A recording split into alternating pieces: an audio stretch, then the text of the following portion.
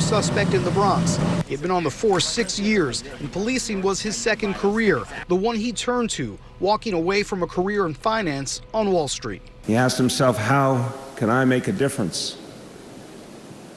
And it was clear to Brian that his mission was to protect and serve others, to do something brave, to do something courageous. Outside Sacred Heart Church, the Wall of Blue. Thousands of officers from the city and beyond paying their respects, honoring their colleague who received a posthumous promotion from the police commissioner. And his legacy will continue to grow each day, starting right here and now. As police officer Brian Moeen is promoted to detective first grade.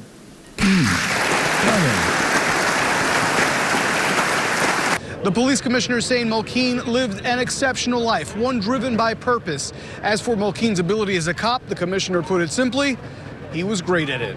In Monroe, Marcus Solis, Channel 7, Eyewitness News. Clearly an emotional ceremony and send-off today. By the way, we have much more raw video from today's service on our website, WABC-NY. And we are following breaking news right now in Brooklyn, where a sidewalk has collapsed after a water main break. And this is a significant collapse. Let's check in with Shannon Stone live at Newscopter 7 over Bed-Stuy. What is seen there, Shannon? It really is. You can see a gaping hole in the sidewalk there, Sade, and a few minutes ago, that was completely filled with water. You can see that they are still working to pump the water out of that hole. What we can tell you is that residents and businesses do have water, DEP on the scene. They are trying to cap that water main that broke at 2:30 this afternoon, bringing up Street Spotter 7 so that you can see exactly where this is happening. You're looking at Howard Avenue, right at the intersection with Putnam Avenue, but Howard Avenue completely shut down all the way down to Jefferson Avenue, and Putnam itself, that is shut down at Broadway as crews continue on the scene here. Now, what we want to bring your attention to is this sidewalk that you mentioned at the very beginning, a gaping hole in the sidewalk. Buildings Department is now on the scene to check the foundation of 40 Howard Avenue because they just want to make sure that building is structurally sound after all of that damage to the sidewalk underneath. Reporting live over Bed-Stuy, Shannon Stone, Channel 7, Eyewitness News. Okay, Shannon, thank you. Meanwhile, we have new information on a man accused of running over his ex-wife with her car and attacking her with a machete. The NYPD has now released pictures of 63-year-old Victor Mateo. He has not been seen since yesterday when his ex-wife was killed in the Throgs Neck section of the Bronx. Police say he went to her home and murdered her in a rampage right in front of their grandchildren. The body of a young man washed up on shore in Queens just days after two teen swimmers went missing off the coast of Rockaway Beach. The body was discovered near Breezy Point this afternoon. Investigators believe it belongs to one of those two young swimmers, but a medical examiner will conduct an autopsy to determine a cause of death and an official ID. An attempted abduction on Long Island. Detectives in Nassau County right now searching for a woman seen in a sketch who they say tried to lure a 14-year-old girl into her car. But then the girl did something that was very smart, and it changed everything. Eyewitness News reporter Stacey Sager live in the village of Great Neck with the story. Stacey. Well, that's right, Bill. She said no. She walked away, and she used her cell phone to call for help. Now, police here in Nassau County say this case is a bit unusual because of who they're looking for. An elderly woman, they say, who was sitting on the passenger side of this vehicle. But they say they have no reason to doubt this teenager's story. This child did seem scared when she spoke to detectives and the first police officer at the scene. In a neighborhood here in Great Neck known to be very quiet and safe, police say it's a case they're taking seriously. They say it was 6:45 Thursday evening here at Baker Hill and Chadwick Roads. A 14-year-old girl was approached by a vehicle with a driver she couldn't see, but a passenger who looked like this. The elderly woman opening the door to the car and offering the girl a ride home repeatedly. This 14-year-old did the right thing. She repeatedly said no.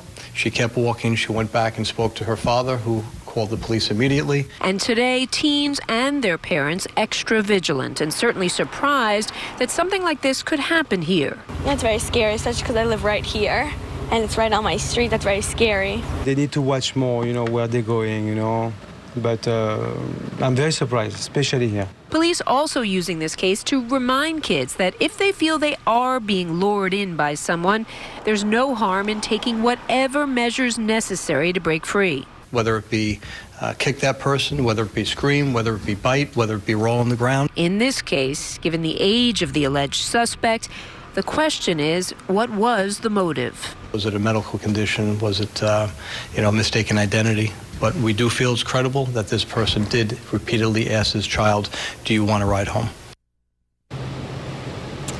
Yeah, and so a lot of moving parts still in this investigation, and police are asking anyone with information on this case to come forward. They're also looking for any surveillance footage.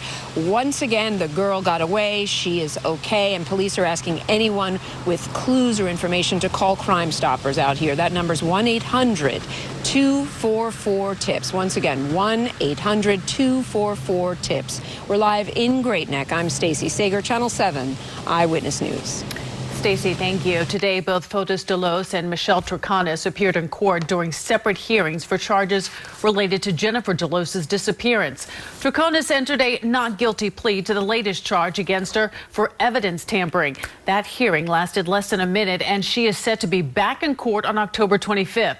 Earlier today, Fotis Delos's attorneys argued the charges against him should be dismissed. A judge did not rule on that, but did give him a warning for violating the gag order by talking about his wife's disappearance to a Greek newspaper. Police in Brooklyn are looking for a man who climbed through a window and groped a sleeping woman. It happened earlier Tuesday in Bushwick. This is surveillance video of the suspect. Police say the woman woke up as she was being groped. The suspect then climbed back out of the window and fled in a blue 2015 Toyota Camry. Now to the latest on the impeachment shutdown, and was there a quid pro quo? While President Trump continues to say he did not use the leverage of his office to get Ukraine to investigate his political rivals, a new series of damning text messages seem to suggest otherwise. Kurt Volker, the president's special envoy for Ukraine, sent a text to a top Iranian presidential advisor, which read, quoting here, "Heard from the White House, assuming President Z convinces Trump he will investigate / get to the bottom of what happened in 2016. We will nail down date for a visit to Washington." Well, today, Mr. Trump downplayed any of the text messages that were sent. The text message that I saw from Ambassador Sondland, who's highly respected, was, "There's no quid pro quo." He said that. He said, by the way, it almost sounded like in general. He said, by the way, there's no quid pro quo, and there isn't. Meanwhile, the president said he was sending a letter to House Speaker Nancy Pelosi demanding a full impeachment inquiry vote before cooperating with any investigation or subpoenas. The speaker responded saying she does not think a vote is required by law to move ahead. And one more note, Ukraine's top prosecutor says he would audit several cases handled by his predecessors, including a criminal investigation involving the owner of a natural gas company that employed the son of Vice President Biden, Hunter Biden. Sade? And turning now to weather, we got the sunshine back today, but along with it came the wind and cooler temperatures. Meteorologist Jeff Smith in for Lee tonight. He is outside tracking what's in store for the weekend. Jeff? Yeah, in fact, we're hunkering down tonight for our coolest night of the season so far, with numbers getting down into the 40s in the city, but how about 30s? Well to the north and west with the possibility of some frost out there. Right now, even upper 50s. We're down from our high temperature by about 8 degrees in the city, so that temperature has already started to tumble courtesy of that wind coming in from the northwest, which has been gusting up to about 40 miles per hour at times today, both at Newark and JFK airports. You see on the satellite radar, one area of low pressure moving out to sea, area of high pressure moving into the Great Lakes. Between those two systems, we have a strong, what you call pressure gradient. So there's a lot of wind out there. That's why we've had those high wind gusts today. As high pressure kind of crests over the area tonight, though, the wind will diminish, and that actually increases the ability of the atmosphere to cool down even more. So cold, in fact, that areas well north and west of the city, we have those frost advisories in effect, and parts of Sullivan and western Ulster, even a freeze warning. The growing season will effectively be ended in those areas. Gusty through about dusk and then diminishing wind overnight. Some frost will form late tonight well north and west of New York City. It's a cool, sunny start to the weekend tomorrow, but check out these numbers overnight tonight. Going down to 46 in the park, going down to 32 at Monticello. So if you have any sensitive vegetation, you want to cover it up or bring it in if you want it to survive that frosty night well north and west. And tomorrow, despite a full day of sunshine, that temperature barely getting up to the 60-degree mark. A warm up, but also some rainfall in your AccuWeather 7-day forecast coming up in just a few minutes. Bill, Sade, back into you. Okay, thank you, Jeff. Well, besides a chill in the air, here is a sure sign that it's October. There is playoff baseball in the Bronx. The Yankees' quest for a 28th World Championship begins tonight. It's been a while, just 2 World Championships this century. Sports anchor Ryan Field is live at Yankee Stadium for Game 1 of the ALDS against the Minnesota Twins. Ryan? Hi, Bill and Sade. Yeah, it's been 10 years since the Yankees' last World Series title, and yes, there is a chill in the air. It feels like October baseball. The postseason is here. Look, you go back to spring training in February. The goal for the Yankees all along was to get to the World Series and win it. They are 11 victories away from achieving that goal. Phase 1 starts right here tonight as 2 of the most potent offenses in baseball collide in the Bronx. 2-1. Drill deep to left. There it goes! See ya! The 0-2. Next tomahawk high and deep to left and gone. Yes, the balls could be flying out of the Bronx tonight as the 2 teams who hit the most home runs in the regular season will meet in the American League Divisional Series. And that is why all eyes will be on the Yankees' Game 1 starting pitcher, James Paxton. If you make mistakes to a team like that with 300-plus home runs, like you said, that just shows they don't miss them. They don't miss mistakes. But I just need to limit the mistakes to try and limit the damage. The good news for the Yanks, they are at full strength after injuries kept sluggers like Giancarlo Stanton and Aaron Judge on the bench for part of the season. Judge, who will be playing in his 3rd postseason, says the team has only one goal. In any year you're not the last man standing. The season's a fail. It doesn't matter how many games you win in the postseason. You can win every single game in the regular season, but if you lose in the postseason, it don't matter. As for the fans, they are dreaming of a 28th World Championship. Sweeping it. Definitely. They're going to sweep it. They're going to sweep the series. Take it right away. First couple games, done. James Paxton will throw the first pitch about 2 hours from now. This is a postseason series between the Yankees and Twins that has been heavily one-sided. We'll talk about that and have plenty more on Game 1 coming up in sports on Eyewitness News at 6 o'clock. Until then, live in the Bronx, I'm Ryan Field, Channel 7 Eyewitness News. We'll send it back to you in the studio. All right, see you in about an hour and 10 minutes. Ryan, thank you. Ryan. As we continue, fighting the homeless problem, or at least trying to, in the New York subway system. Still to come on Eyewitness News at 5, the MTA revealing its new action plan. Plus, hitting a dead end. Police desperate for tips in their search for a missing girl from New Jersey. Why they're now worried their original clues are cold leads. And new details tonight about that woman caught on video inside the lion's den at the Bronx Zoo. The best way to plan your day? Start with Eyewitness News this morning. Get breaking news with Ken Rosado and Shirley Nalica. And you're never more than 7 minutes away from AccuWeather and traffic updates. Got bumper-to-bumper delays. So every morning, wake up with Channel 7 Eyewitness News. Fall, find what you love in New York State.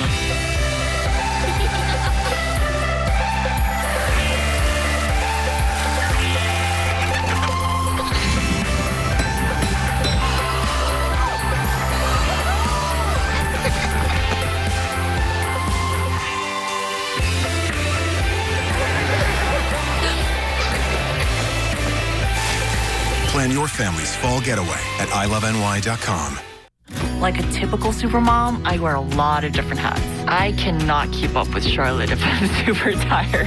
Sleep is super important to me. Tempur-Pedic has been a game changer. It kind of conforms to your body. Finding the right Tempur-Pedic at Raymour & Flanigan was easy peasy. The adjustable base felt amazing. If you're considering purchasing a Tempur-Pedic mattress from Raymour & Flanigan, do not waste another minute. Just go buy it. We will win the battle against breast cancer, but not without you. Join ABC7 in the Making Strides Against Breast Cancer Walk. Celebrate survivors, honor loved ones lost, and raise money for a world without cancer.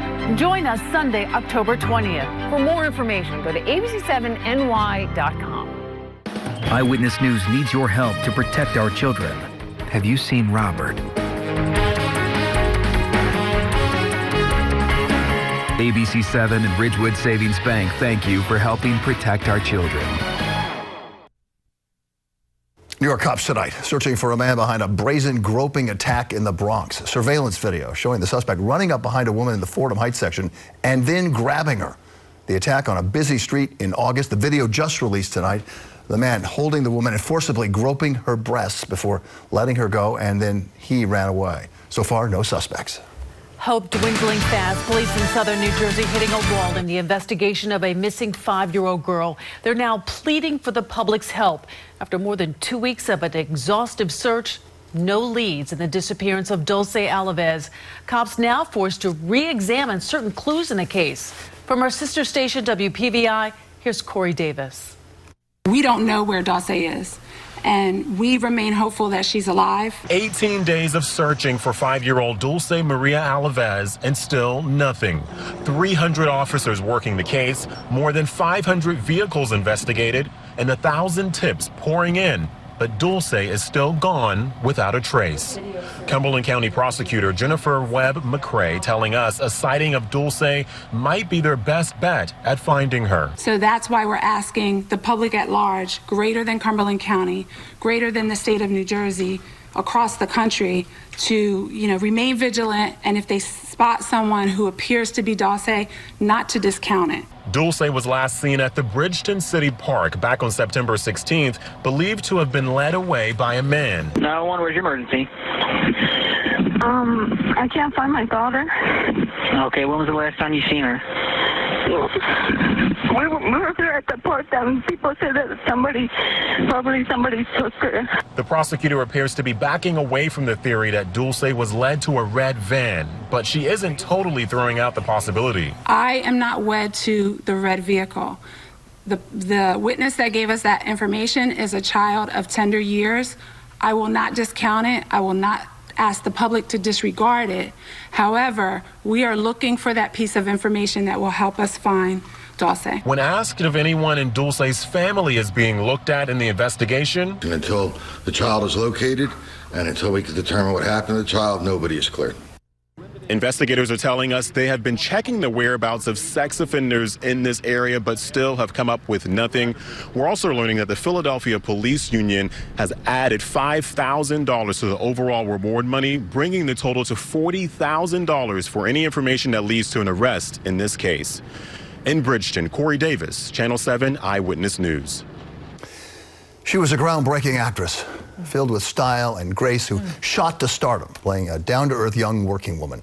Diane Carroll, award-winning actress and singer, dead tonight at 84. Carroll, known for so many roles, including on Dynasty and Grey's Anatomy. She died today in Los Angeles of cancer. She was born in the Bronx, raised in Harlem, and she became the first African-American woman to star on a TV show in a role that wasn't that of a domestic worker. The series was called Julia, and Carroll played a nurse who was also a widowed single mother. During her celebrated career, Carroll won a Tony Award and earned an Oscar nomination. She will be missed. She was such an inspiration to so many, including myself. Well, Prince Harry is suing the owners of 2 British tabloids for allegedly hacking his phone. Buckingham Palace confirms that claims have been filed against the Sun and the Daily Mirror for what it calls the illegal interception of voicemail messages. This comes just days after Harry issued an emotional statement alleging the British tabloid press is waging a campaign against his wife Meghan Markle that's similar to how his late mother, Princess Diana, was treated. And meteorologist Jeff Smith in for Lee Goldberg on this Friday evening. Such a cool and crisp air mass in place you can see for miles out there. Perfect visibility as we look across Central Park over toward the Upper East Side. That temperature 58, that's it. A north wind coming in at about 9, gusting up to 17 miles per hour. And that wind will remain pretty busy through the early part of the evening. The high on the day getting up to 66 after a morning low of 57. So pretty close to normal for this time of year. A couple degrees below for the high. The record high on the state, 88 back in 1941. And the sun going down just after 6:30. Now, if you're heading to Yankee Stadium and you saw Ryan Field there, there's still a wind out there, right? North wind coming in 10 to 20 at first pitch. Temperatures in the upper 50s, probably feeling like upper 40s to around 50 when you take the wind into account. So best that you bundle up if you're headed up to the Bronx to see that game. 61 at Newark right now, 60 at Teterboro, 61s at LaGuardia and JFK. You're 50 at Monticello. You're in the low 60s on the island and down the Jersey Shore. We still have winds gusting outside of the city between 20 and 25 miles per hour at times. Gradually, the wind will calm down overnight, though, and the sky will clear out, and that will allow the numbers to really fall. We're down to 46 by early tomorrow morning in the city, but not too far north and west. You're in the 30s. 30s. I mean, north and west of I-287, you're probably in the 30s, and even down closer to freezing if you head up toward Monticello. A lot of sunshine tomorrow, but those numbers struggling to hit the 60-degree mark. Tomorrow night, clouds will be on the increase and into the day on Sunday, and there's a chance that we get a touch of drizzle. Ironically, though, the temperatures will be rising up to near 70 by that point. I think much of the area remains dry, maybe just a touch of drizzle in a few spots during the day Sunday. Air quality is going to be good tomorrow. UV index is a 5, which is moderate, and pollen will be on the low side. Clearing, brisk, colder, diminishing wind overnight tonight. We're down to 46 in Midtown, mid-30s in the coldest suburbs with frost forming well north and west of the city. Cool despite plenty of sunshine tomorrow, that high getting up to about 60. That's it. Increasing clouds tomorrow night, we're down to about 53. Here is what we're working on for 5:30. Cloudier Sunday. Again, there could be a touch of drizzle in a couple of spots. A better chance of showers showing up on Monday, but by Monday, temperatures actually spike well into the 70s. And then after that, it's cooler, but it's a really nice long-range 7-day forecast. We'll detail that coming up next half hour. Sade, Bill, back over to you. Okay, Jeffrey. Thanks, Jeff. Coming up, backlash for a company that photo-shamed a job applicant. We'll show you what she posted to Instagram that the company took aim at. Plus, 7 on your side helped get back tens of thousands for car customers who say they bought worthless warranties from the same dealer who also never paid them on their trade-ins. Now more people are coming forward and a lawyer's serving up a class action lawsuit. Our follow-up coming up. This is nasi lemak. It's a traditional Malaysian breakfast with coconut rice, anchovies, and peanuts. It's served up at Kopitiam. I'm Lauren Glassberg, and we're serving it up in this week's Neighborhood Eats. Here's a look at your sunrise and sunset times for tomorrow, sponsored by Spectrum. Spectrum Mobile has unlimited talk, text, and data. Save up to 40%. Go to spectrummobile.com today. Why do you need fast, reliable internet? So your world doesn't turn upside down. Turn it around. Switch to Spectrum. And give your family what they deserve. Switch to Spectrum Internet for just $44.99 a month with free modem. Call 1-833-629-4499. With starting speeds of 200 megabits, you'll be able to connect your devices at the same time and with no data caps. Spectrum Internet has the fastest, most consistent download speeds based on the latest FCC report. Verizon can't say that. And with Spectrum TV, you get over 125 channels with free HD and free on demand. Plus, you get the free Spectrum TV app to stream your favorite shows and movies in and outside your home. Switch to Spectrum TV for just $44.99 a month. Call 1-833-629-4499. And no contract. Call and switch to Spectrum Internet and TV for just $44.99 a month each. Spectrum will even buy out your current contract up to $500. Call 1-833-629-4499. Turn your world around. Call now. It's Mattress Firm's Save Big Sale. Save up to $400 on our best mattresses. Plus, get 0% APR for 6 years, 0 down, and 0 due-it signing. It's as easy as sign, save, and sleep. Your budget stretches further at Mattress Firm. Find your style at Raymore & Flanigan's Columbus Day sale. Come in store and meet with one of our consultants to create the room of your dreams. Save up to 25% on all living, dining, and bedrooms. Find the perfect mattress and test before you rest. Plus, get a free adjustable base with most mattresses, including Casper. Get your dream room delivered in 2 days and set up in your home, not at your doorstep. Find it, feel it, furnish it fast at Raymore & Flanigan's Columbus Day sale.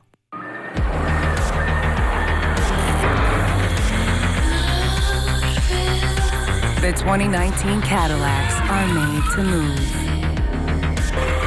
and made to shine.